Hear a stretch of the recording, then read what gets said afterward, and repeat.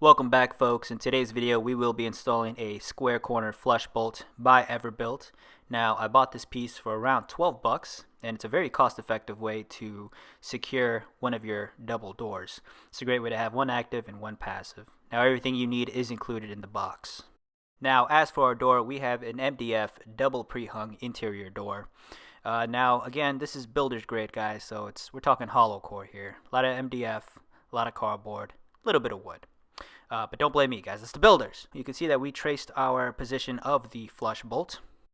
Now, your doors may or may not have this, but we have a ball catch latch system for these double doors. Basically, two strike plates with an indent in the center, and on top of each of the doors, you'll find a spring-loaded ball. Now, it is adjustable.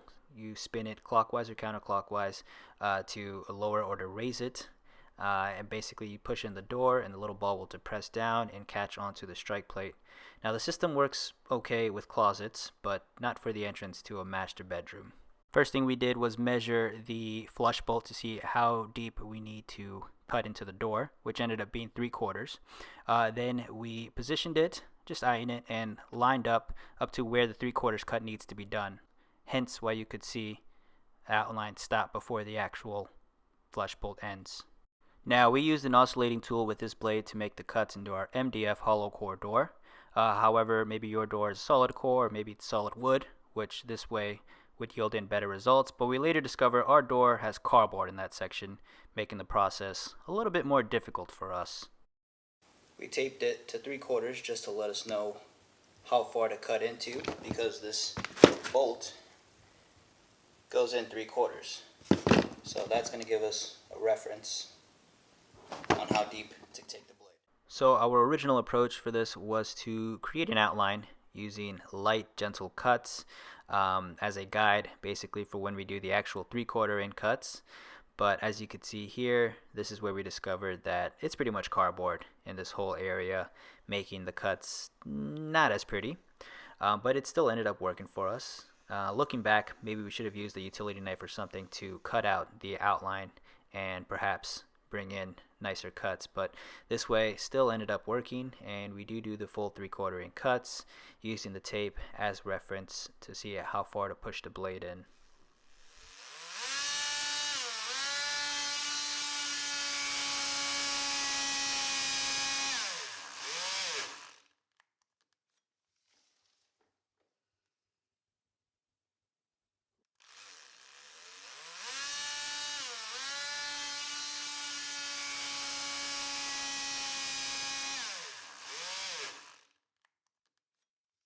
The next thing you want to do is grab yourself a drill bit and drill a little less than 1/2 inch into the bottom section of your outline, just like you see here.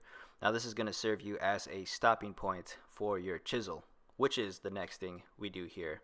Now, this wood chisel we're using is fairly new, so the edge is still kind of sharp. As you can see, slices right through that cardboard. And with the pilot holes that we drilled in earlier, that is going to stop the chisel from going past our mark. Now, maybe you don't have that multi-tool or that blade at your disposal. Another approach you could use is drilling bits. Basically, repeatedly drill in holes into that section, and then using your wood chisels, clean out that area so that the flush bolt sits in there perfectly. But the oscillating tool and the wood chisel worked just fine for us, as you could see. Now, after you removed a decent amount of the excess, it'd be a good idea to continuously test fit the flush bolt so that you don't remove more than you're supposed to.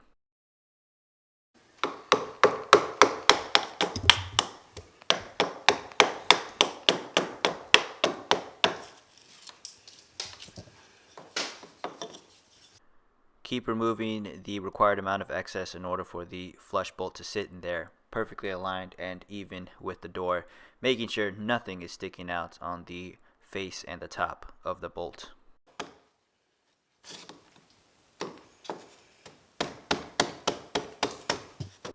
Now, if you remember, on the bolt itself, the bottom end of the plate and the top, there's still some of it that goes past the 3/4 inches that had to be cut into the door.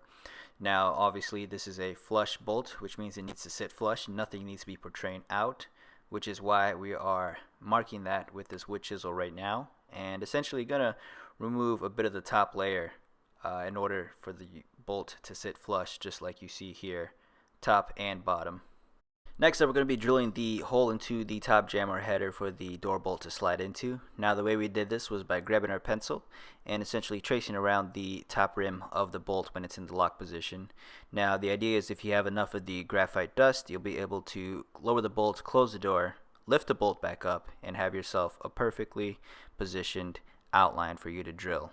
Of course, you want to start off with a smaller sized bit first and then move your way up to your final sized bit, as well as taking into account the depth you need for drilling. Once you have all that stuff squared away, the next thing you want to do is attach the included steel plate onto your top jamb. Align it with the hole there, and then you're able to secure it down with the provided 2 screws. You should have already done this before, but the door bolt should also be secured to the door with the other 2 screws provided. Once you have done that, if your cuts weren't as pretty as you anticipated, then you want to grab yourself a bit of caulking and perhaps repaint that section of the door, and you can hardly tell that the cuts were ugly. And now, just a reminder, this isn't going to stop a battering ram, but it's a lot better than the ball catch latch system. So there you have it, folks. Any questions, leave them down below, and I'll try to help you out as best as I can.